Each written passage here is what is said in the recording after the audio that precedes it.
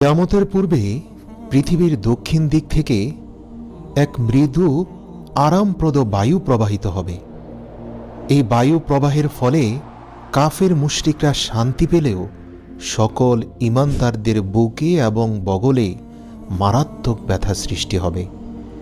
আল্লাহ রাসূল বলেন, যার ঈমান যত বেশি, যার ঈমান যত মজবুত, সে তত বেশি যন্ত্রণা পাবে। মানুষজন টিটকারি করবে, বিশেষ করে যারা কাফির মুশরিক, তারা বলবে, দেখো ঈমানের কারণেই যন্ত্রণা পাচ্ছ। আল্লাহ রাসূল বলেন, যার ঈমান যত বেশি, তার যন্ত্রণা তত তীব্র হবে এবং তীব্র যন্ত্রণায় সকল ঈমানদার মৃত্যু মুখে পতিত হবে।